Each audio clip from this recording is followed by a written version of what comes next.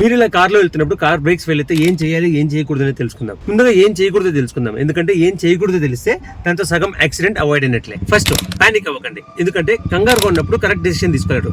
దాంతో సిచ్యువేషన్ ఇంకా బ్యాడ్ అవ్వడమే తప్ప బెటర్ అవ్వదు. నెంబర్ 2, కార్ ఆఫ్ చేయకండి. కార్ ఆఫ్ చేస్తే పవర్ స్టీరింగ్ కోల్పోతారు, అలానే ఇంజిన్ బ్రేకింగ్ కూడా చేయలేరు. దాంతో కార్ పూర్తిగా అవుట్ ఆఫ్ కంట్రోల్ అయిపోతుంది. నెంబర్ 3, హ్యాండ్ బ్రేక్ ఉంది కదా, దాంతో ఆపేద్దామని సడన్ గా పుల్ చేయొద్దు. అలా పుల్ చేస్తే కార్ డ్రిఫ్ట్ అయ్యి బ్యాలెన్స్ తప్పే ఛాన్సెస్ ఉంటుంది. ఒకవేళ మీరు 20-30 స్పీడ్ లో వెళ్తుంటే ఓకే, కానీ ఎక్కువ స్పీడ్ లో వెళ్తుంటే మాత్రం కార్ టాపుల్ అయ్యే ఛాన్సెస్ కూడా ఉంటుంది. నెంబర్ 4, కార్ ఒకేసారి 4th, 5th గేర్ నుంచి ఫస్ట్ గేర్ కి షిఫ్ట్ చేయకండి. అలా చేస్తే కార్ స్పీడ్ సడన్ గా డ్రాప్ అవ్వడం వల్ల కార్ స్కిడ్ అయ్యే ఛాన్సెస్ ఉంటుంది. అంతేకాకుండా ఇంజిన్ కూడా చాలా డ్యామేజ్ అవుతుంది. ఇవి చేయకూడదు. ఇప్పుడు చేయాల్సినవి ఏంటో చూద్దాం. మీరు ఫస్ట్ చేయాల్సింది ఏంటంటే హ్యాజర్డస్ లైట్స్ ని ఆన్ చేయడం. ఒకవేళ మీరు ఎక్కువ ట్రాఫిక్ లో ఉంటే ఈ స్టెప్ ని స్కిప్ చేయొచ్చు. మీకు టైం ఉంటే ఈ హ్యాజర్డస్ లైట్ ని ఆన్ చేయండి.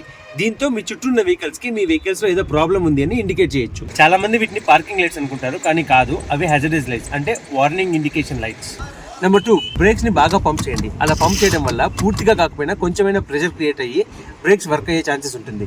దాంతో మీరు కార్ ని స్టాప్ చేయొచ్చు. Next, engine breaking. ఇది మాన్యువల్ వెహికల్స్ కి చాలా హెల్ప్ అవుతుంది.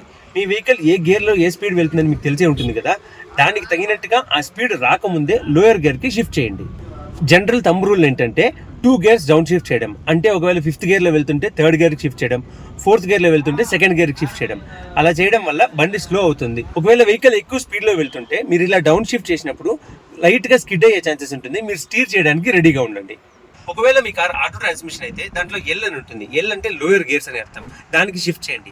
ఒకవేళ ఎల్ లేదంటే న్యూట్రల్ కి వేయండి. ఇలాంటి కార్స్ లో యాక్సలరేషన్ లేకుంటే ఆటోమేటిక్ గా స్లో అయిపోతాయి. Number 4, parking break. చాలా వరకు వెహికల్స్ లో ఈ పార్కింగ్ బ్రేక్ అనేది మెకానికల్ బ్రేక్, మెయిన్ బ్రేక్ కి సంబంధం ఉండదు. కార్ మెల్లగా వెళ్తుంటే హ్యాండ్ బ్రేక్ యూజ్ చేసి స్టాప్ చేయండి.